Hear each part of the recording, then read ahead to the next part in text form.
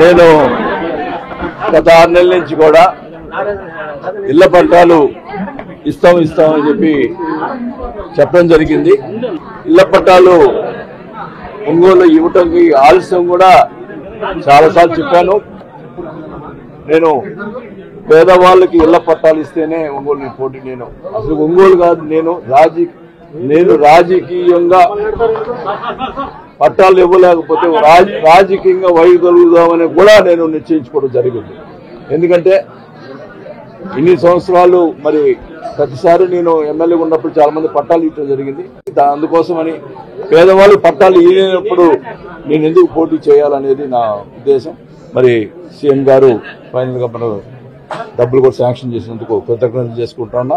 ప్రజలందరూ కూడా నా మీద నమ్మకంతో ఉన్నందుకు మరి వాళ్ళ రుణం నేను తీర్చుకోవాల్సిన అవసరం ఉంది. కాబట్టి అన్ని కూడా 15-20 రోజుల్లో పూర్తి చేసి సీఎం గారు మరి ఒంగోలు పట్టాలు ఇచ్చేదానికి వస్తామని కూడా చెప్పారు. నిన్నదాకా ఏమంటున్నారు, పట్టాలు లేదు డబ్బులు లేవన్నారు. నా రాజకీయ భవిష్యత్తును కూడా బలంగా పెట్టున్నాను, అది గుర్తుపెట్టుకోవాలా. పట్టాలు ఇవ్వలేకపోతే నేను రాజకీయం మానేస్తానని చెప్పిన ఒంగోలు పోటీ చేయని చెప్పారు. 25,000 మందికి పట్టాలు ఇవ్వటం కాదు, వాళ్ళందరూ కూడా ఇన్ఫ్రాస్ట్రక్చర్ తోటి అన్ని కరెంటు అన్ని వేసి 25,000 మందికి ఇల్లు కట్టించేదాకా నేను నిద్రపోనని కూడా చెప్తా ఉన్నా. అది ఇప్పుడు కూడా ప్రయత్నం చేస్తా ఉన్నాం. ఎంపీ గారికి రావాలని కూడా భగవంతుని కోరుకుంటున్నాం, సీఎం గారిని కోరుకుంటున్నాం. మరి మా ప్రయత్నం ఎంతవరకు వస్తుందో వేసి చూడాలి. ఎందుకంటే ఆయన కూడా మొదటి నుంచి 30 సంవత్సరాల నుంచి ఉన్నాడు కాబట్టి ఆయన కోసం కూడా ప్రయత్నం చేయాల్సిన అవసరం ఉంది. ఆ ప్రయత్నంలో ఉన్నాను కూడా.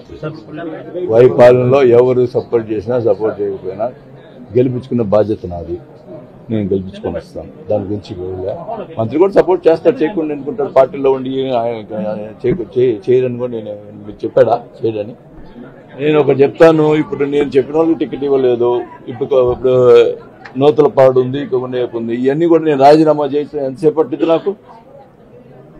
అట్లాంటి ఏం జరగవు. మరి ఏదైనా కానీ సామరస్యంగా వెళ్ళిపోతాయి. అన్ని నియోజకవర్గాలు వైఎస్ఆర్ పార్టీ గెలుచుకుంటారు.